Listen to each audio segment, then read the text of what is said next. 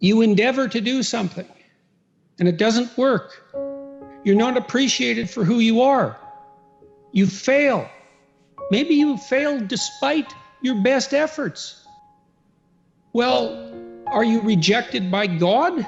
Well, it's as if you're rejected by God. Does it make you resentful? Does it make you bitter? Does it make you want to pull down the successful? Does it make you want to pull down the successful out of spite? Does it make you want to pull down the successful out of cosmic spite? The answer to that happens to be yes. You shake your fist at God. You say, I'm going to harm those whom you blessed. And no wonder. It's no wonder. It's harsh that the rewards of life are indiscriminately distributed. It's hard on everyone. But it doesn't help. It doesn't help to become bitter. And it's not like I don't understand the temptation. I mean, I think part of the reason I get away with being so bloody preachy is because I'm talking to myself. You know, it's not like I don't put myself in the boat of the damned and lost. Identity to me is something that's practical. Your identity is it's like a dramatic role that you play out in the world. And while playing that out, it has to furnish you with a life. It means that it has to be negotiated with other people. And when you're a very young child and you first start to play with who you are, you live in a fantasy world. And according to some developmental psychologists, at least, that very young children, 2 or 3, are quite egocentric in their play. They play according to their own rules. And so they're not social yet until they're 3 or 4, which means that they have their own goals in mind. And then they erect a little fictional world around those goals. And then they play out the role within that fictional world, and that's pretend play. And when they get to be about 3 or 4 and they start playing with other kids, they have to bring their worlds together and negotiate, because both children have to want to play. And so that means identity has to expand beyond its egocentric focus and increasingly be negotiated in the social world. You go from egocentrism as a child, you have to go through this period where you're socialized as a child and adolescent. And that really means that you allow your identity to be molded and shaped by the group. Your identity can't just be you, because you're not only who you are right now and how you feel right now. You're this strange entity that exists right now, but that already existed in the past and that is going to repeat itself into the future. And so you're actually a community of individuals stretched out across time, and the plans that you implement have to be beneficial for that entire community of individuals. And it's going to be the case that there isn't much difference between you acting properly with regards to your extended temporal self and you acting properly in relationship to other people. So you're stuck with society just because you know that there's a future. You're stuck with society even if you're solipsistic. You know, I think the world is order versus chaos, let's say. It's good and evil on a background of order versus chaos. And so you're either the hero or the adversary, or actually most of the time you're a mixture of both. And it's best for you, that's what our culture has decided, it's best for you to take on the role of the hero to the degree that that's possible, and that would be associated with love. Are you working for the betterment of being, or are you working for harm? And everyone has a sense of this, and they know when they're working for harm. Do not allow yourself to become arrogant, deceitful, or resentful. Why you would get resentful? It's like, well, culture's arrayed against you, so you're the target of tyrannical forces that are beyond your control. They're arbitrary. They don't work in your interest, at least not entirely. And the more eccentric you are, let's say, the more tyrannical culture will be to you. And so you're stuck with that. And then nature conspires to destroy you constantly and is going to do that with pain and anxiety and aging. And then there's the uncontrollability and darkness of your own psyche. And everyone faces those. Now, we face the positive elements of those too, the beneficence of culture, the beauty of nature, the glory of the human spirit. That's there as well. You have reasons to be deceitful, resentful, and arrogant, but it's not a good game unless you want to produce hell. I took the idea that we were supposed to learn something from the horrors of the Second World War seriously. Never forget, okay? You can't remember what you don't understand. So what are we supposed to remember? What are we remembering? The fact that all these people were murdered? No. We're supposed to remember that that was a revelation of the genocidal nature of the human psyche. That's partly why I'm so impressed, let's say, with the story of Cain and Abel. The first two human beings, according to the book upon which our culture is predicated for better or worse, the first two human beings, brothers, the adversary and the hero, it's the beginning of history. Cain's sacrifices are rejected by God. Okay, well, how do we understand that? That's easy. Once you know the key, you make sacrifices to make the future better. Well, what if that doesn't pay off? Well, think about that. You know what that's like, to break things down to the level of implementable behavior. Like an ethical statement is actually a grouping of behaviors. I want to be a conscientious person. Okay, we have to decompose that into implementable actions. Well, you did there to some degree. I need to get out of bed at 8 o'clock. I need to get out of bed in 10 minutes or less. I need to have breakfast within the first half hour that I've woken up. I need to be able to cook my breakfast. I need to be able to go get groceries because otherwise I won't have any breakfast to cook. And so you decompose it. It is decomposed to the level of implementable behavior, and that means bodily. That's the point where the abstraction meets the world, right? Through the actions of the body. And behaviors concentrate on exactly that level. It took me a long time to understand that belief regulated emotion. So what happens is that if you act out your identity, if you act out your beliefs in the world, and what you want doesn't happen, what happens is that your body defaults into emergency preparation for action. And the reason for that is you've wandered too far away from the campfire, and now you're in the forest, and maybe you're naked.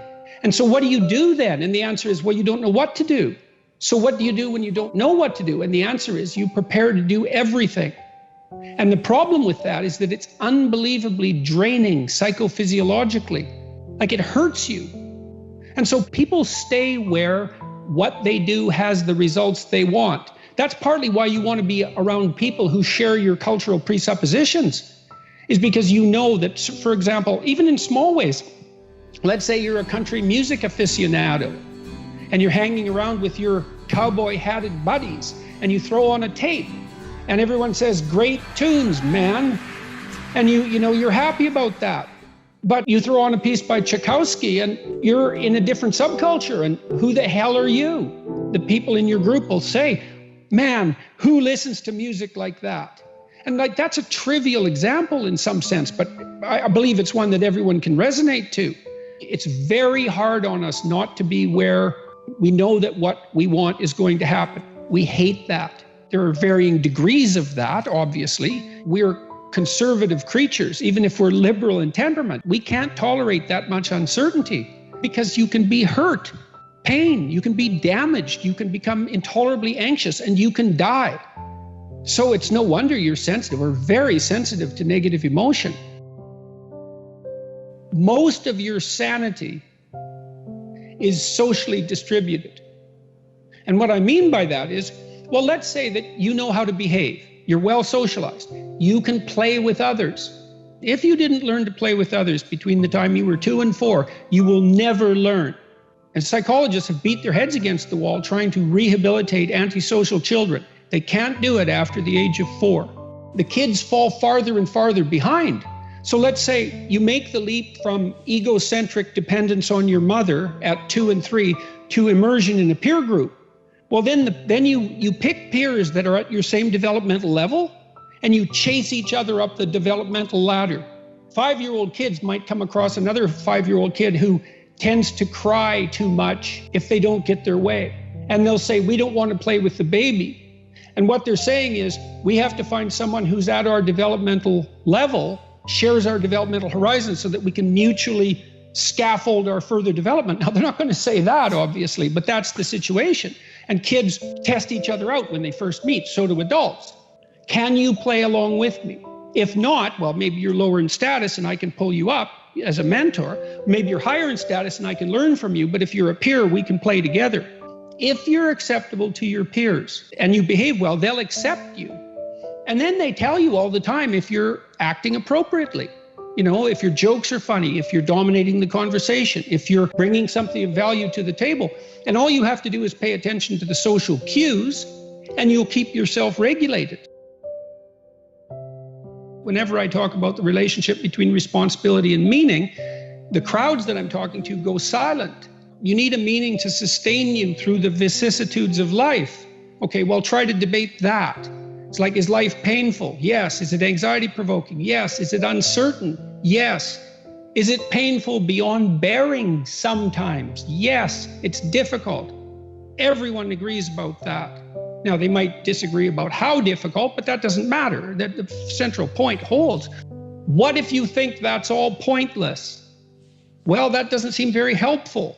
Okay, so you need a sustaining meaning. Well, where do you find that?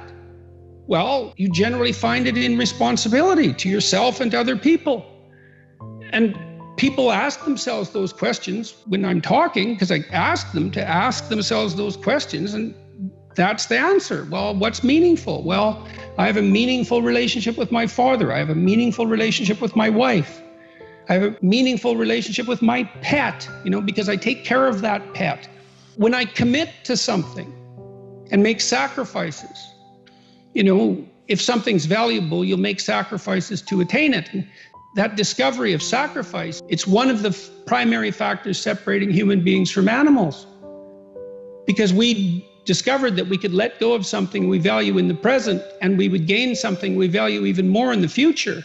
We acted that out dramatically in all sorts of strange ways over thousands and thousands of years before it was formalizable psychologically.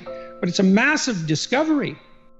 I can forego gratification in a particular way and benefit in the future. So I can share the proceeds of my hunt, and I store up future food in the form of reputation and the favors I'm owed now by other people.